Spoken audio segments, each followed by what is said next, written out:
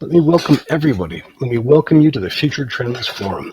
My name is Brian Alexander. I'm the host, chief cat herder, and creator of the forum. I'm very glad to see and hear from all of you here today. We have a very, very unusual program with a vital topic. I'm really looking forward to our conversation. But before we dive in, let's introduce the forum. Let's explain where it comes from, who supports it, and where it's going. So first thought, the forum is the discussion-based outgrowth of the Future Trends in Technology and Education report. If you haven't seen that yet, go to ftte.us. That's a monthly trend. Tara, if you could just advance the slide, please. It's a monthly trends analysis that takes a look at key developments that are reshaping education and technology. There are trends in everything from sociology to data analytics to demographics and individual items of technology. So it's going to change by later this month, but grab it right now while you still can. Go to ftte.us to learn more. Now, the FTTE report and the Future Trends Forum are both part of a broader project called the Future of Education Observatory.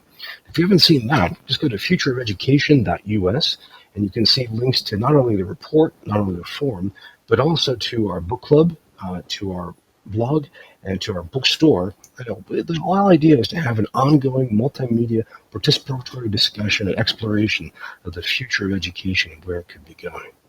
Or the next slide, please, Darren. Again, that's futureofeducation.us. Oh, next slide, please. Now, we can only do this work with the generous support of certain people and entities, and we'd like to thank them before we proceed. To begin with, we're very grateful to NYSERNet for their support. NYSERNet is a New York State organization that helps bring that state's colleges and universities onto the broadband internet. They do great work. They have done for years, and we're really grateful that they help us do our work. Thanks to NYSERNet. We're also grateful to Shindig, because you can tell Shindig makes available the technology we're using right now. So before we go further, let me just dive into it and show you where all the different pieces are so you can participate most fully. Where I am right now, and where this slide is just for a minute, it's called the stage. And it's called that because everybody here can see and hear what's going on. It's just like a stage and auditorium. And this is where the different guests will appear, and this is where you can appear as well. Right now, below us, you can see what we think of as the participant swarm, or the population formerly known as the audience. You can see different icons of people. You can see, for example, Carol, or you can see Greg, or you can see Abby, and you'll see more in just a few minutes. And each person there is a sign-in from somewhere in the world. If you'd like to learn more about them, or if you'd like to chat with them, just double-click on them. And if they feel like chatting with you, your two icons will click together like Lego bricks. You can have your own private audio-visual conversation.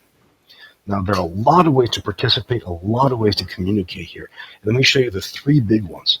So if you look at the bottom of the screen, you'll see a white strip right along it with a few different icons. Look at the left edge of it. You'll see there are a few different buttons, and these are key. The first button has a number. Right now, I think it's 40, with some heads on it and a little box next to it. If you click on that, two boxes will pop up.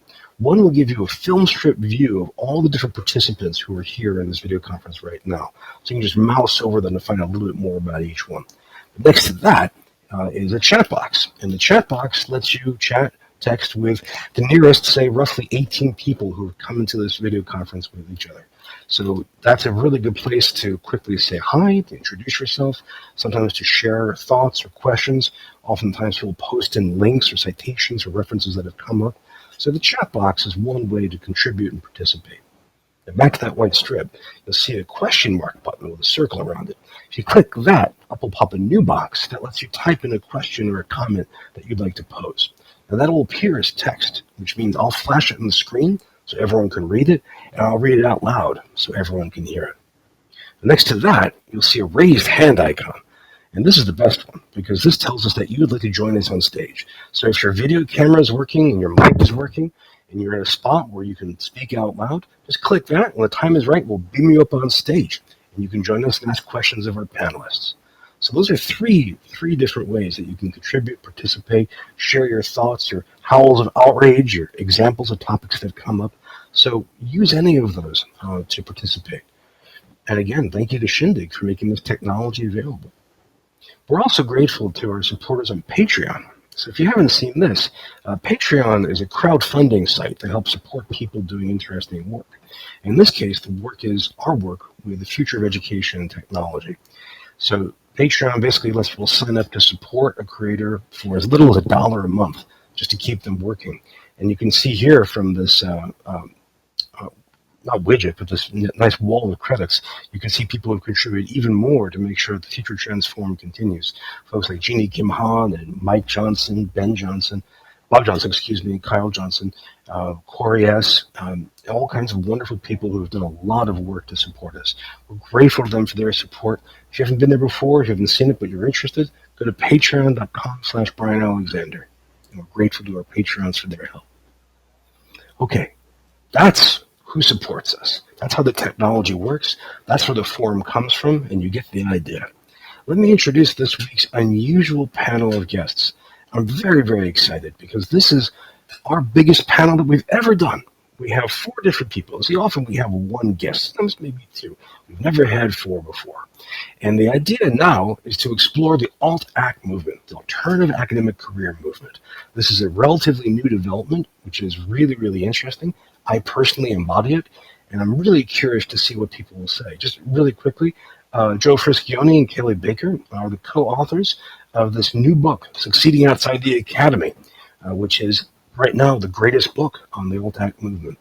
We also have Abby Bayunimi, Dr. Bayunimi, who does research and design, strategy, and speaking. And we also have Katie Rose Guest-Prowl, who is a novelist, who's extremely prolific, and a freelance journalist, prolific there as well. I'm going to ask each of them to introduce themselves. And since we can't fit all 4 of them, plus me, plus 1 or more of you on the stage at a time, we're going to basically take turns of swapping them back and forth, depending on what they'd like to say. So I'd like to right now, if we could please bring up Dr. Baker and Dr. Prowl, along with me, and we'll start the conversation going. Dr. Baker, where are you today? In my dining room / office in Tallahassee, Florida. Oh my gosh, it must be warm there. It must be very warm. It is ridiculous right now. Well, I hope you can stay cool. And Dr. Prowl, I want to call you Prowl as if it were a Russian name. Is it actually a Russian name, or am I just imagining that? No, it's Irish. Oh my gosh. I have an Irish name, but no Irish DNA. Well, welcome. Where are you today? Chapel Hill, North Carolina. Excellent. And it's probably a little bit more than warm there as well. Mm-hmm. Well, welcome, both of you. I'm so glad you could make it. And I'm so glad for the work that you've done. If you could just, to begin with, very, very quickly, if you could just introduce yourselves and just say a few words about who you are and what you do. I get to go first because it's alphabetical. Okay, so hi, I'm Kelly Baker. I have a religious studies PhD, and currently I'm the editor of Women in Higher Education, an explicitly feminist newsletter, as well as the editor of Disability Acts, and the author of quite a few books, 3 of which are on higher education. Excellent. Thank you. Welcome. And how about you, Katie? Hi, I am a PhD in rhetoric, and I also have a law degree, and I'm a lawyer. And I am the author of novels and also some books on higher education and law. And I am the co-editor of Disability Acts with Kelly. And I am also the publisher of a small press. Which press is that? It's called Blue Crow Publishing. And I'm going to ask you, is my audio okay? Because I am not hearing it being okay. Your audio sounds really good. Right okay, now. that's good. It's very clear. Great. It's very clear. Great. Excellent.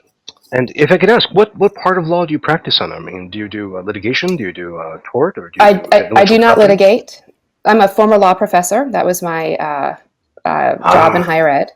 And I now work as a consultant as part of my post-academic career, as part of my, as Jen Polk puts it, career portfolio, which I think is a wonderful way to think about a career, thanks Kelly, after academia, where we take all of our wealth of skills and training. And one of mine is I can draft and assess a contract or help you form a business So if you are someone who's forming an alternative career or a post-academic career, I can sit down with you and not only coach you through that process, but help you form your LLC or decide whether that's the right thing, for example, because I have the legal training to do that. Nice, fantastic. Well, to begin with, so that everybody is on the same page, can the two of you explain what does alt-act mean? What is this alternative academic career movement all about? Sure. Why don't you start? I'll take it. It's good. Okay.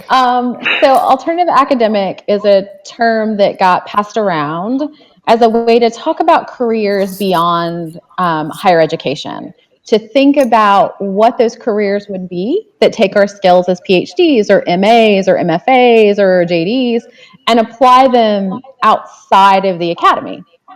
And so what it means is there were a number of us in around 2013 who were trying to figure out what to do with our PhDs and what to do with our careers, and that we kind of embrace this new ethic of let's see what we can do, right? Like what are the skills and training that we have from our PhD work that translates into jobs outside of the academy, and to think through carefully what PhDs offer that maybe other candidates might not in some way.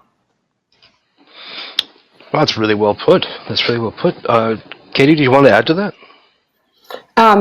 Yeah, the idea, additionally, Kelly put it very well, is that a lot of us didn't feel like we had been encouraged in our graduate programs to think outside of higher education. In fact, a lot of us have been discouraged to look outside of higher education for careers. And then when the bottom fell out on the job market in higher education, we felt, I don't know, betrayed, bummed out. You can put it any way you'd like. And we had to make our own way. And so one of the best things that had arisen from that was the learning to network with each other, the creating a new way to make a career with this different kind of training that was explicitly not training for this kind of work. And so we had to forge that path. And so although it still feels new, and I guess in the terms of like careers, it is new. Lawyers have been around since, like millennia. LTAC careers, to us, it kind of feels like it's been a while now, because we were thinking about this back in like she said, like it's been 5, 6, 7 years where we sat down and we're like, this isn't going anywhere. So what are we going to do instead? And we reached out across social media. Kelly, I consider one of my best friends, but we've never met in person. We talk on the phone almost every day, though. Honestly. And but it's just to, and we talk about work, we talk about billing, we talk about day-to-day career work like you would with any other person in the office. And that's how you make a career like this. It's very alternative. Yeah. Right. And I would offer too that the social media component is the key component, because the book that you mentioned to begin with Kansas, the Succeeding Outside of the Academy, is very much a book based on the fact that Joe and I know these people from Twitter and other forms of social media, because they were also the people that were thinking through this question of how do you build this new kind of career with us, right? And we were just doing it under hashtags, and we were doing it in group chats and these sorts of things to really figure out, like, what do we need to go forward, and how do we also convince employers that the knowledge that we have from the ivory tower is applicable to their workplace in some way, right? Like, how do we make that clear to them in a way that they're not like, ooh, PhD, I'm not sure what to do with you, right? And that requires a certain amount of finesse too, to be able to speak to different workplaces than we were used to. Well, I imagine. This is brand new. Friends, I have a whole bunch of questions to ask. So please, there's 50 of you right now. Your questions, your comments, I've shown you some of the ways to get those to us. But please, you will have questions and comments, I'm sure, either if you are in an alt-act career yourself, or you're considering one, or you have friends and family who are in those careers, or if you're just curious about what this means for the changing face of higher education. I have one quick question, which was, you dated this back 5, 6, 7 years ago. Is a lot of the alt-ac movement a response to the 2008 financial crash and the Great Recession? Yes. Um, Sorry, I shouldn't laugh, but I'm like, yes, it is. Go ahead, Katie. well, no, exactly. I mean, so there were all these trends, and it's in the book. In fact, Kelly, do you want to just take that? Yeah, go ahead. Yeah, I mean, I was one of those people that was just very lucky to graduate in 2008, right? So that I went from having 5 campus visits to like 0. And so, That was me. yeah, I know. I mean, and so it was that really like, I feel like I kind of intimately lived that, Yeah. sheer drop off, right? Like we'll call it that. And so a lot of it is that, you know, especially in the humanities, there was this kind of drying up of the tenure track positions. But the issue too is that contingent work has been an issue in higher ed for a really long time, right? Since at least the 70s, where people are entering into these like part-time or kind of quasi full-time positions, but they don't have any stability and the pay is low. And so there were already people that were like getting out of the academy if that's all they were offered. But I think that crisis in 2008 just kind of amplified that problem for a lot of people like me and Katie, who were sort of overachievers, who our faculty were like, oh, you'll be fine. And it's like, oh no, we're not fine at all, right? So what do we do? Yeah, just kidding. They're like, if you guys can't get jobs, literally no one is going to get a job. And so, we just talked about this. We did everything right. And everything, and it didn't matter. So that was the lesson. And so we're like, well, if we can do nothing right and still not get it, if we can do everything right and still not get a job, maybe we'll just do something, do everything right, and get a job for ourselves. And that is, and I have a lot of problems with this idea of the gig economy and freelancing and the word productivity. I'm like, no. And that Fiverr ad, if you guys know what I'm talking about, that went around and where you eat coffee for breakfast and something. It was terrible. And so it was awful. And so that is not what I'm talking about. In fact, I just wrote a column. I'm a columnist for Women in Higher Education. It's a fabulous magazine. You all should read it. And the topic of the column is, finding this balance of, if you're going to because if you do what I do, which is basically work for yourself, you're working. You will end up, if you're not careful, working all the time. And that is, I got 2 small children.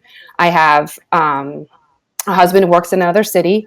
I have 2 small children who, if you know anything about me and myself, we all have a lot of needs that are way beyond just food and clothing and shelter. And so it's not hard to Google that.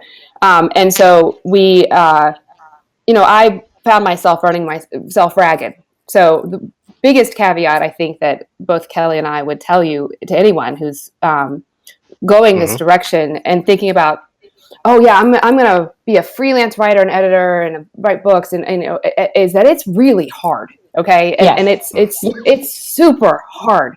And there's a lot of like crying and like curling in balls on the floor. Okay. And so, Kelly's book, Grace Period, which I'm partial to for reasons that are also Googleable, it really lays this out. It's a book that tells basically the transition of hers outside of the academy, and people are like, yeah, Grace Period, that's about how you made it. And she's like, did you not read the part where it was like terrible? And so the point is that it's hard, and so but at the same time, okay, is that staying was so much worse. And so, so I don't want to say that, so I don't want to romanticize, oh yeah, I just, stepped right out of the academy and boom, was like rolled into a job. That is not how this went.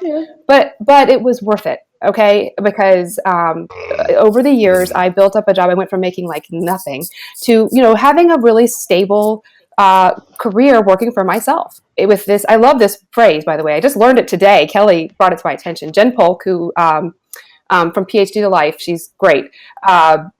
this idea of a portfolio career, and that's exactly what many of us do, because we have this wide variety of skills. And if you do start your own company, which that is a choice. If you don't take if you work as a consultant, for example, that's what you might end up doing. You have all these different skills. And, I always just say I'm a consultant. People are like, what is that? Like, what do you consult? And I'm like, okay. Right. So then I have to back up. And, but you, but you build up to that, and it's definitely doable. It's just not a breeze. So don't, it's, so, make friends, network, plan. I know. And it's none of this sounds very fun. Okay. But at the same time, Making friends is fun. I'm very happy now. Yeah. So making friends is fun. That is true. Yeah. Well, this is great. I mean, you too, as leaders here and as exemplars, have blazed a trail for a whole new career path, for a whole new career for the 21st century. This is remarkable. I have more I want to say, but we have a question from Mark Prensky. So let's see if we can bring him up on stage. I know Mark has to leave in just a minute or two, so I want to grab him before he has to go. Now, that is assuming that we can get all the pieces working.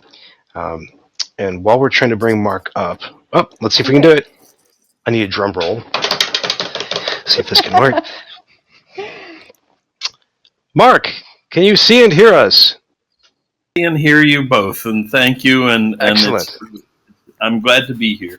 I want to say just three brief things. It doesn't surprise me that we have an overstock of academics, because I've always thought that the education that we give kids from the very beginning is an academic education, which is really vocational training for academics.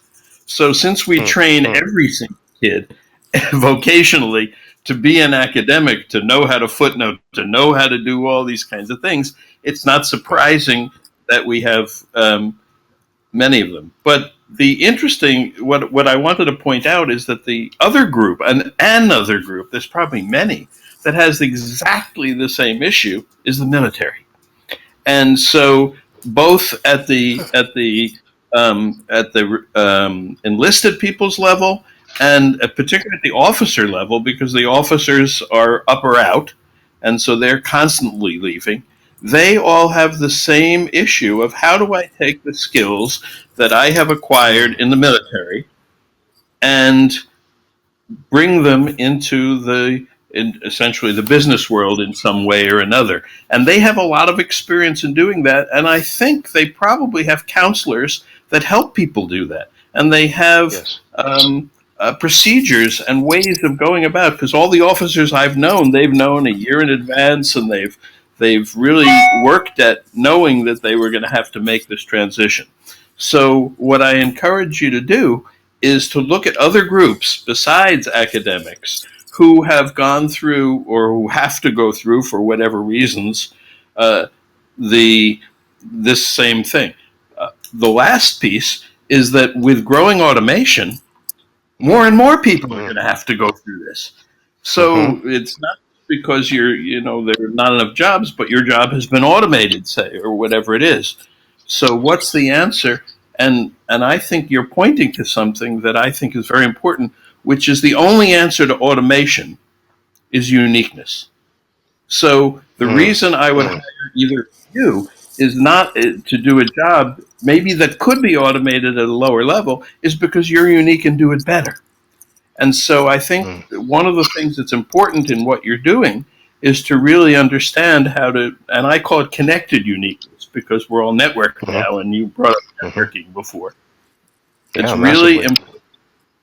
really important for people, as they go through the education and the process that you're talking about, to really figure out where they can add unique value. And there are many people who are working on helping people with that. I think it's extremely important. So thank you again for the seminar and for your work, and I'm glad it's worked out for both of you. And it certainly has for me, because I've never become an academic, even though I write books. And I remember academics. A professor saying to me, this is actually, I think, let me end here. This professor said, it never even occurred to me that I could have an academic career essentially without being in a university. And so that's something that I think your work will definitely help people be aware of. Thank you. Thank you, Mark. Thank you. That's a great point. So the uniqueness. Who was the source of the personal portfolio term, Katie? Was that? It's oh, go ahead. I'm sorry. It's Jen Polk Jen she Polk. is from PhD to Life on Twitter, and she also co-runs an organization called Beyond the Professoriate, which is an amazing organization that looks at what kind of careers people are having in the humanities, the social sciences, the sciences beyond the academy, and really helps you figure out the way to use the language of these different workplaces, which is so distinct and different from the language that academia uses for positions. In fact, there is, as our commenter just said about coaching for up and outs in the military, there's lots of coaching available for people who are leaving academia, and Beyond the Professoriate is one of them, and there are others. So, in fact, if you wanted to reach out to me or Kelly on Twitter after, we're happy to recommend many. Yeah. I have one quick question about this. Mark's comment about the military is fascinating. What's your sense of the fields from which alt-ac careers usually spring? I mean, is it mostly from the humanities, is it the social sciences, or is it completely across the spectrum? I tend to think that it's across the spectrum, that you find that scientists have a similar, I live with a scientist. So, I mean, you have a similar kind of buildup in that PhD work, right? That there are lots of postdocs, there are less permanent positions.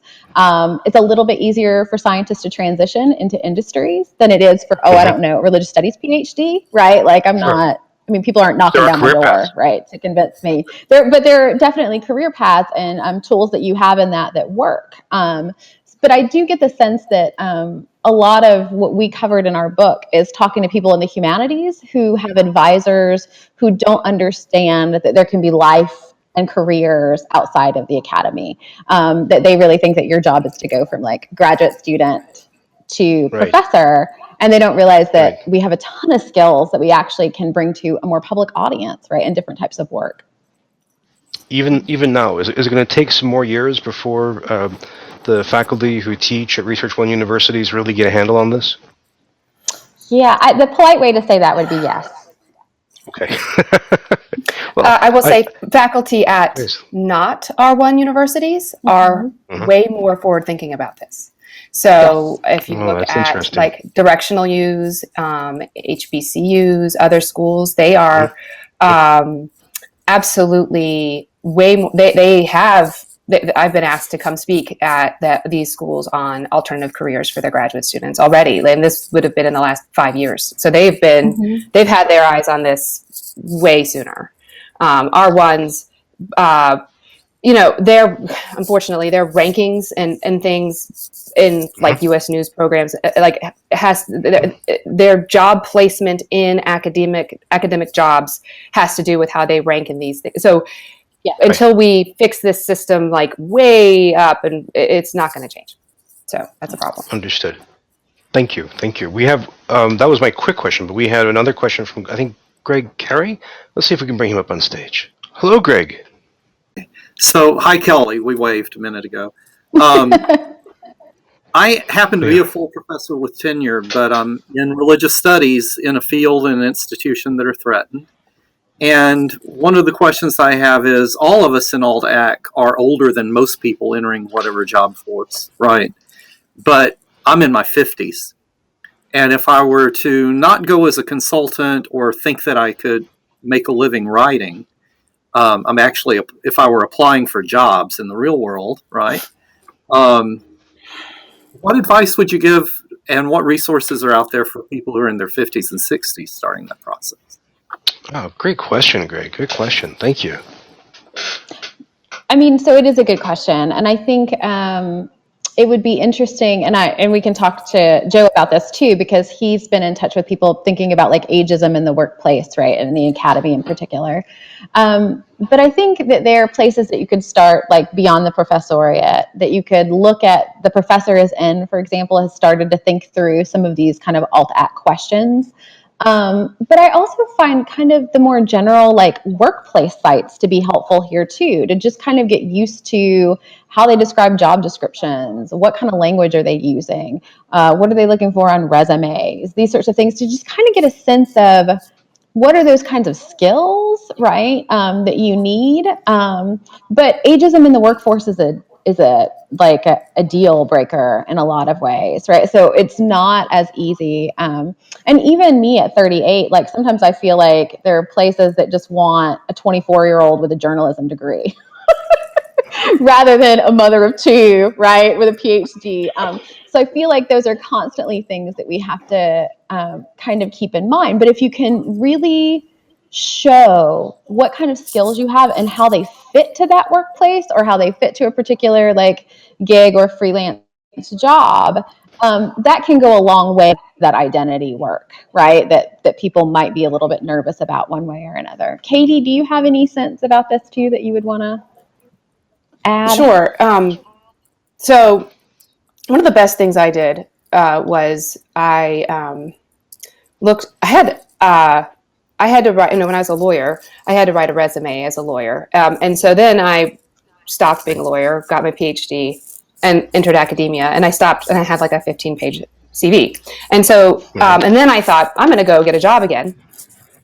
And I sat down and tried to turn that CV back into a resume, and it was the hardest thing I've ever done. And I didn't know. It's so hard. And the other thing is that how to write a resume when you're 25 and versus when you're 45, which is not quite 45, but I'm approaching it. And so is completely different. And because you don't write, like, I'm not going to list every job I've ever had. That'd be like 10, again, back to 10 pages. And so you write, there's functional resumes, there's skills-based. And so sitting down and thinking about how to write a resume for this kind of job, this kind of job, this kind of job, just that exercise really changed the way I thought about what my abilities were and what I could bring to a job. And that was, even though I never ended up applying for the job that I was writing the resume for, it changed how, like, I raised my rates. I was like, damn, I am amazing. Can I swear? Sorry. And so You just did. It's fine. It's live. I'm like, okay. And so like, I'm really good at writing grants. I've done, empirical studies. I can do all of these things. And that's something that any workplace would want to hire me to do that I might apply for a job for. But like, and so what you take is these descriptive CVs and you turn them into these functional resumes. But we are not, again, it's not a skill we're taught. And so, But there's plenty of, like, that's Googleable. Okay. Now, you can also hire a consultant to help you with this, and they are very good at it. Okay. And so I was this close. This was like another Jim Polk thing. I'm pushing her hard, and it's only because I think she's wonderful. I know. And so, but I will also say, like Kelly, I sometimes feel like I'm getting edited by a 24-year-old who like doesn't even know, like, I'm like she doesn't remember a day before The Simpsons started. Okay. And I'm like, okay, I can't relate to you sometimes. And so, and that's ageism that we're going to have to face forever. Yeah. And that's in the academy, that's outside the academy. I felt like when I was going on the job market for the first time back in 2007 that I was too old.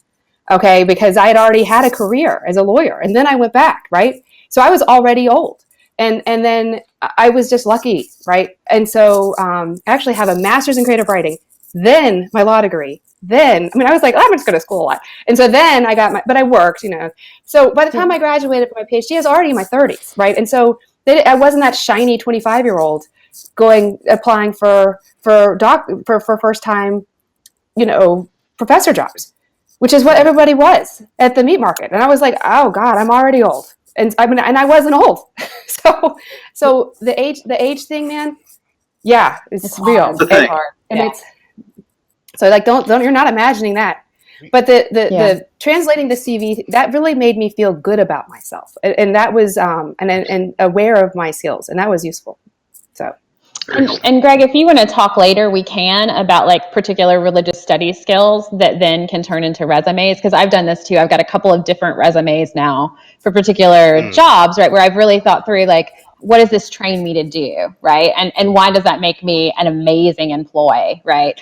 So if you want to talk at some point, we can. So keep that in mind. Thank you. Kelly, you sound perfect for Greg. We have we have 4 people on our panel.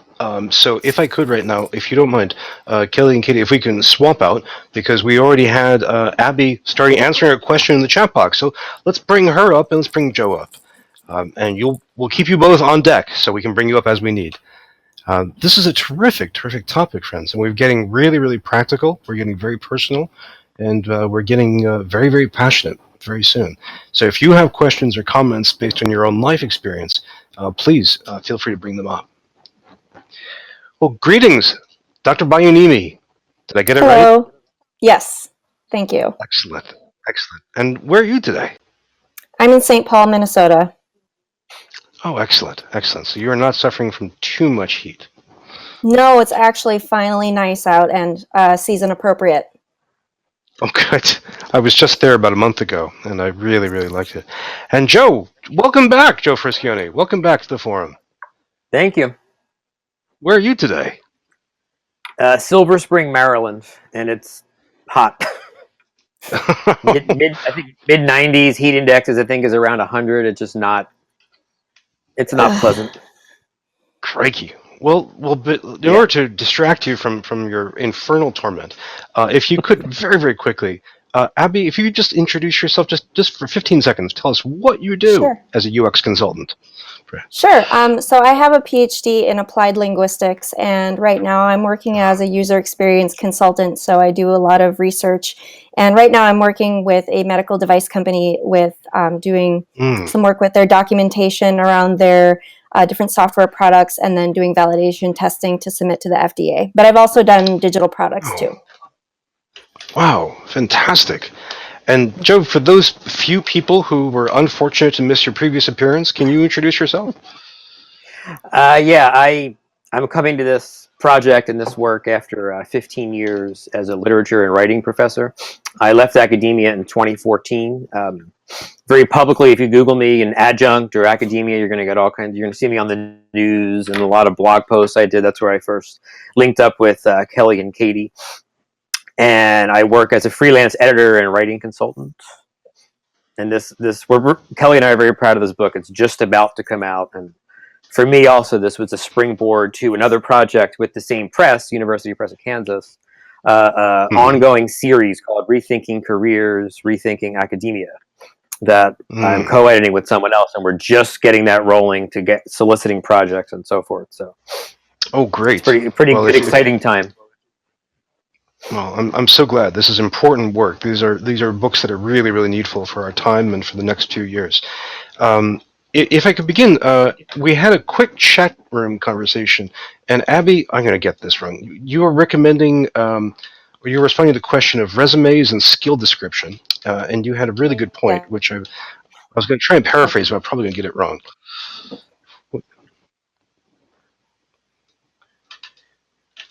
You were describing the way of being able to, let's say, to use informational interviews. Now, was that interviewing people in a new business? If you wanted to get, say, transition from literature or from religion into that, you're going to be interviewing people in that? So an informational interview is basically, it's sort of what you do at the exploratory phase. So I did a lot of these when I was actually in the middle of transitioning out of academia and at the beginning, because, I'm a researcher. So what I did was looked up careers that would use the skills that I acquired during my PhD in linguistics. And I found that user experience, all of the research methods that are used in user experience research are exactly the same as applied linguistics. They're just sometimes called different things, and they're used in a different context. So I thought, this sounds really fun. It's a way to use the skills that I've acquired and honed and become an expert in. And so what you do is you reach out to people who work in that field and you say, hey, this is who I am. I'd love to sit down with you and talk to you about what your day-to-day is like in your job, just to see if this is a good fit for me. And so by doing those, you can get a lot of good information about how you can translate your skills into language that makes sense to hiring managers. And it also helps get your face in front of people, because people have a real misconception about what doing a PhD means. They think it's school, like you just are sitting in a classroom for 6 years and not doing anything else. And so they're like, oh, well, you just did a lot of school. Well, no, You do a lot more than that. You become a leader. You provide new knowledge to the field, and you discuss that knowledge and critique it and present it. And so there's all these skills that they don't know that you have and that you can explain to people in person. And it kind of bypasses that black hole of hiring portals. Because with a PhD, you pretty much go into a black hole and you never hear from anybody because they just dismiss you out of hand. Whereas if you get in front of somebody, they can say, oh yeah, this is a real person who isn't a weirdo, who knows their stuff, and they can do all this stuff that I didn't know that they could do, and I'm going to give their resume to my hiring manager. So informational interviews are a good way to start to build that network that you can then draw upon later when you are actually seriously looking for a position. That sounds really, really useful. Thank you. Yeah. Now, friends, we have 2 different people up here. So if you have questions for either Joe or for Abby, again, you know how to click the raise hand button or click the question mark button or throw some stuff into the chat box. We have a lot of questions, and if you want to refer back to the previous 2Ks, please just ask, and we can bring them back up easily as you like. There's a question that came up, and I just want to make sure that we don't lose this, and thanks to Vanessa Vale for reminding us of this. We had a question from a long-time, wonderful supporter of the program, Fred Bashirs, out in Vancouver, Washington. And his question is, I have to read this to you because it's a little long, but I can't really condense it. It's too rich. He says, has the alt-ac movement reached a limits to growth problem?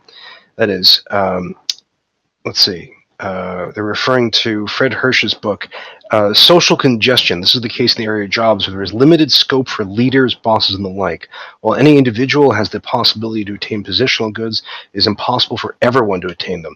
Because ever more people reach higher levels of education due to state policies, at the same time the amount of high-level jobs remain more or less stable, both sides face increasing costs of screening. The former are forced to introduce additional barriers, tests, and other screening efforts to find people who meet their needs. So, Fred, if you'd like to join us either by text or by video to expand that, I want maybe I'm not doing your question justice, but is there a limit to the growth of the alt-ac field? Do you think that we've reached a top limit and we can't generate any more, or is this going to be a continued area where more and more graduate students will end up pursuing these careers? It's an enormously long question. I'm sorry. I would think this is just the beginning. I know when Kelly mentioned 2013. I mean, it seemed like there were a lot of us who were particularly vocal at that point about, leaving our professor fields and why we were doing it, and we realized that we weren't alone. It's one of the things we mentioned in the introduction to the book, that you're not alone. And it's one thing that we're hoping for, from this and all kinds of all online conversations and other books that come out of it, are PhD programs across the board to revise their curricula. And as something we mentioned in the introduction to the book, not just set it up as a tenure track or bust, or tenure track or nothing else. That there needs to be more, not only awareness that there are other fields to go into, but different kinds of training. And so, I mean, that becomes that's a sort of a big fish to fry. But my hope would be that this has just started, and that a lot of us are going to kind of disperse into other fields. And now we're experts in ways now that we weren't a few years ago. And the other thing is that this isn't exactly new. I just think it's getting more visibility because I have met so many people with masters and higher in industry that our departments are erasing us. Like if you look at my home department, it says that my job is as a visiting assistant professor, which I haven't done for, I don't know, 2.5, 3 years now. But that's what they value. And so we get erased.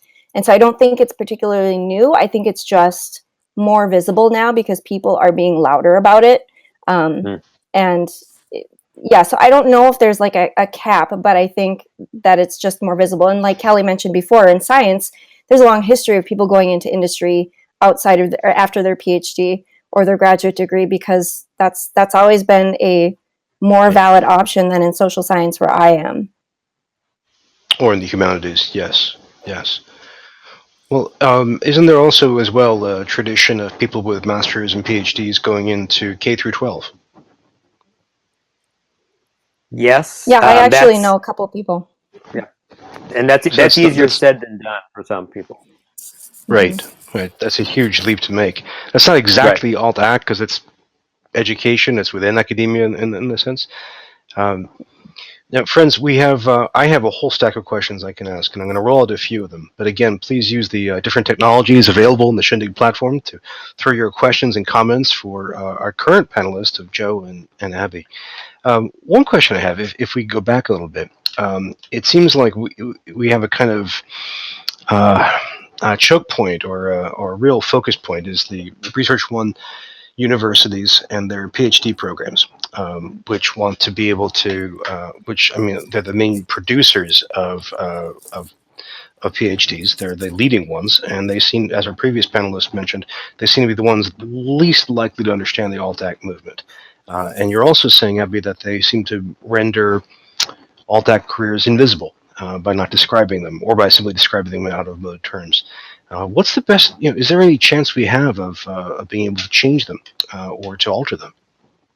Oh, Well, and I think Katie, that I'm with the sorry. newer, Welcome back up. I didn't yeah. see you there. Welcome back up. I don't know. I'm here. I don't know how that happened. Hello. Welcome. Please go ahead, I'm Abby. happy to go back down. Oh, yeah. No, you're fine. You're fine. I was going to say that there's an add. I think that with more recent, we had a couple of assistant professor hires when I was still in grad school, and they were more open to the idea of someone not being faculty after they graduate. But to give you an example of how deeply entrenched this is, a friend of Yeah. mine in my cohort went to the DGS, who was also her advisor, I think, and said, I'm looking at the MLA jobs list and I'm scared. I'm 2 years out from graduating. I don't think I'm going to get a job. There's nothing in my specialty. What am I going to do? Can you recommend some sort of advising or counseling to help me figure out other careers? And she looked at her and said, you're being trained to be a professor, period. Do you have any other questions? There you go. So, yeah, so I Wow. am not sure that this needle is going to move very quickly. That's an Okay. increasingly common thing from what I've heard of just if not that bluntly, but a sense of, oh, you're not a professor. Oh well, good luck. And there's no kind of awareness. And one thing people have really struggled with is trying to get placement data for who Mm, lands tenure track positions, and a lot of right. universities are very cagey about that because Oh it makes yeah, if them you look look bad. at if you look at my department's graduate website, there's a bunch of misrepresentations on there. A bunch. Mm-hmm. Mm. So it's like the reality has moved on, and academia is formally caught in reproducing the old images. In the But the in the funny chat thing box, there's a. is, Please go ahead. just really quick, the funny thing is that in Yes. the last 2 years, I'm not sure if the audience is familiar with the professors and Karen Kelsey Please explain. talks via webinar and stuff in my former department, to help both prepare students for the rigorous academic job market and also to advise them on non-academic careers. So it's like talking out of both sides of their face. It's really Mm. bizarre. Mm-hmm. Well, I remember my own background is an English PhD, and I remember the MLA and professors saying, on the one hand, you're going to become a prof. Don't worry, you're going to become a prof. The other saying, well, there are all these alternative careers in case you don't. But really, you're going to become a prof. It was kind of contradictory. We had Vanessa Vale mentioning in the chat box that in the 1990s, the topic was in the down low. It was best not to admit Mm-hmm. to academic advisors that you even looked at these websites. Greg Carey, Mhm. who was up a few minutes ago, mentioned in mentoring grad students, he tells them that they should not expect their future situations to resemble the elite education they've had so far. It really sounds like this is a case of continued PhD overproduction, at least in terms of professor jobs. Um, Speaking of placement, is there a sense now? I mean, this is a huge problem, so I understand if you can't answer this easily. Is there a sense of the leading jobs that alt-act careers tend to be in right now? I mean, are they mostly in consulting? Are they mostly in, or are they just way too diverse right now to describe? For as far as I know, it's just way too diverse. I mean, it could be because Mhm. I started freelancing that what I hear about often is I want to be a freelance editor or freelance writer. And as both Right. Katie and Kelly said, that's possible, but it's very hard to just start doing that. And I had kind of echoing a little bit of where sometimes these were sort of not discussed topics or there's an amount of shame. I've talked to many people either openly on Twitter or privately in back channel who were very wary of letting any current faculty they're working with know that they're either having doubts about their career path or that they're having ideas Oh, about pursuing a different career, and they feel that they're going to be basically blackballed or that they're not going to be seen as a serious candidate because Yeah, if they're once my headed for advisor, good, yeah, once please she go. found out that I was interested in, or at least open to the possibility of non-academic careers, her tone Mm. toward me changed completely. So that's a real fear that people have. And so I understand that. it's so fascinating because we're really this is a real deep contradiction in academia right now. Yeah. We have a text question from Phil Long, so let's see if we can bring this up. Phil Long, longtime friend and supporter. In a faculty meeting of People in Literature, the question was raised about the ethics of training someone in a PhD program who is not going to become a professor. If that is not the formal role for which this program is designed, might not this be a misuse of the program? That And is a good Phil, question. just the last part of Yeah. that, the last word was cut off. So Phil, if you need to add more to that, please feel free. Go ahead, Joe. Sorry. I mean that it's a good question. I know a lot of programs are wrestling with. I mean, some still have this sense of all of our PhDs are going to get tenure track jobs. I mean, the lead essay in our collection by Melissa Dalgleish, she titled it 10 Things I'd Wish I'd Known During My PhD. She relates an anecdote about talking to her. She had a research project she was doing, and I believe she talked to one of the provosts, and they said, we don't need to give them any other training. They're all going to get professorships. Right. And so I think this is an ongoing process. It would be good, at least for PhD students in a variety of fields, to be exposed to different kinds of job opportunities. I mean, the whole thrust for as Kelly and I were framing the book, was essentially a PhD career day approach. I mean, all the people in there that we have are talking about the work that they do now, and they talk about their story. They sort of trace their stories, but they also give some concrete advice. And I worked with Abby, sort of helping develop hers, and hers is fantastic. If I can brag about her essay, and she gives a good template for doing cold call emails and informational Wow. interviews. It's good, but man, it is a good question about thinking about how funding is used and how curricula are used, how the sort of curricula are designed, right? And I just want to add to that and say that I don't think it's a misuse of funds if the faculty pivot their thinking on what students are being trained to do, because we get a lot of really good experience and a lot of wonderful skills that are very needed in private industry. But this tenure track or bust mentality is terrible. Like if we, in linguistics especially, there's a lot of people in linguistics who go into content strategy and user experience because our skills are very, very suited for that. Right. Faculty should be encouraging people to go intern at like Google or Facebook or whatever, to get the experience to get a job. They don't have to work at evil Facebook, but I mean, the internship is great experience and they pay. So there are things that they could be doing that would make it not a waste of funds, because we actually do need people trained in the humanities and social sciences in places like technology, because there are too many people who have no idea what the impact, the ethical or global or cultural or societal impact is going to be of their product that they're developing, as we see with the trash fire that is Twitter and Facebook these days. But that's nevertheless some of the social media that we Right. have Yeah. to use in order to. Right, exactly. But these platforms could be so much better if we had people with more of the Agreed. skills that grad students get. So I don't think that it's a misuse of funds. I think that the faculty need to change their perspective. Absolutely. Excellent question and terrific answers. Terrific answers. In the chat box, we have a brief exchange. Heidi Cates mentions that I think it's Ohio State University lists, quote, this phrase: Doctoral degree programs create independent researchers who produce and share new knowledge, unquote. Alison Harbin says, reads like their legal team met with their marketing team to rebrand the purpose of PhD programs. I'm conscious of time, friends, and you have such a wealth of knowledge. And so I want to put this question to the two of you, but also to our two previous panelists.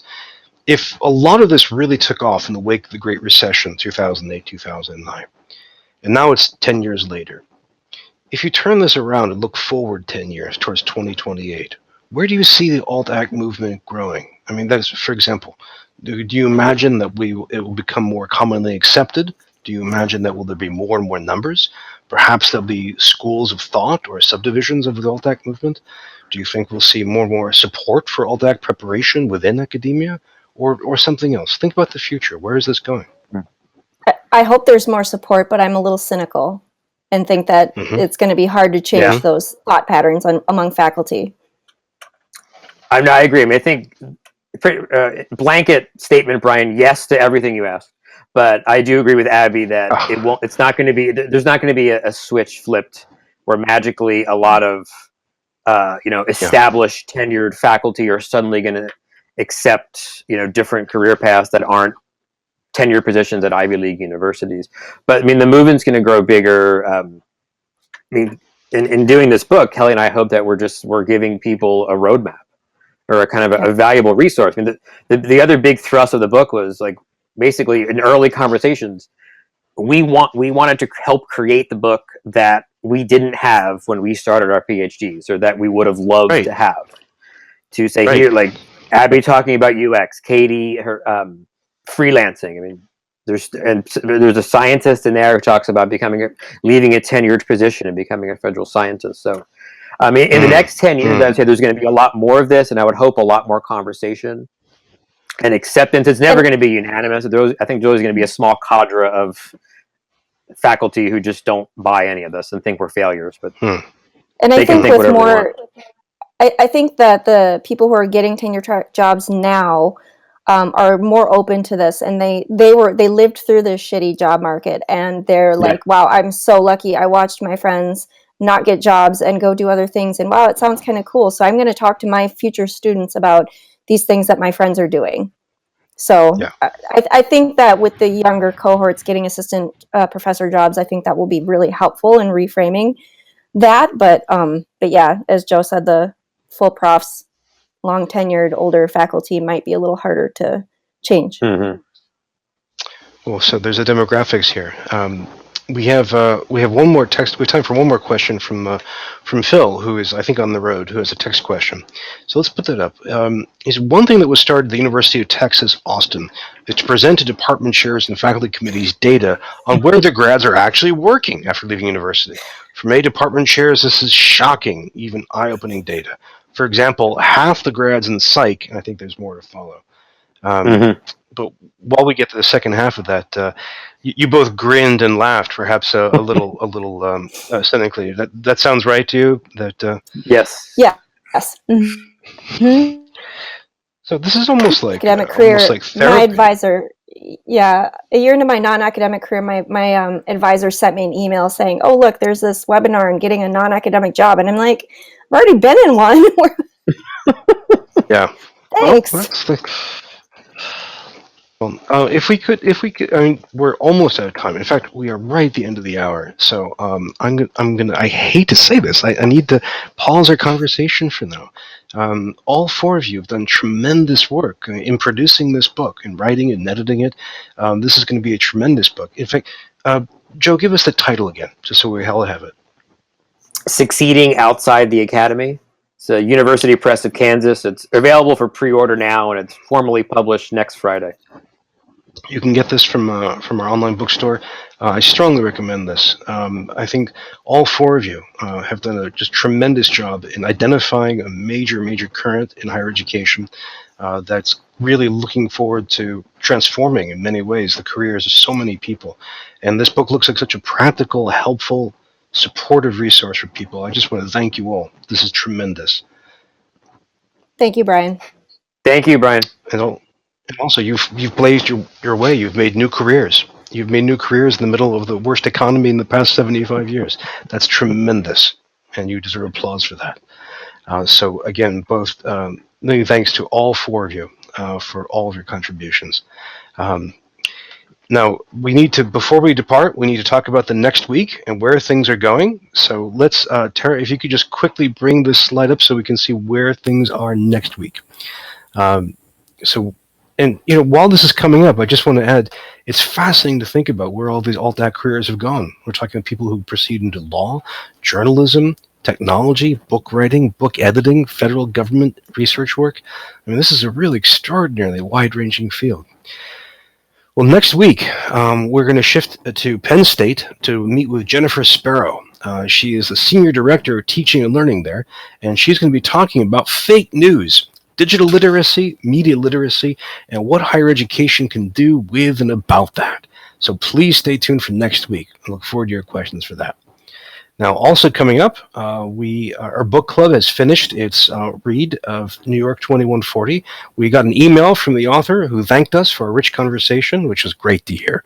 And we're going to have to set up for our next reading pretty soon. So if you have suggestions or thoughts, please share them with us. If you'd like to get that book, or if you'd like to get today's book about alt-act careers, head to our bookstore. We have tons of books just on the idea of the future of education. It's the only bookstore of its kind, and all the links go to supporting our work. And meanwhile, Tara, if you can go to the social media slide. If you'd like to keep the conversation going, we have lots and lots of ways of doing so. I'm active on Twitter, of course. You can use the hashtag FTDE to keep things going.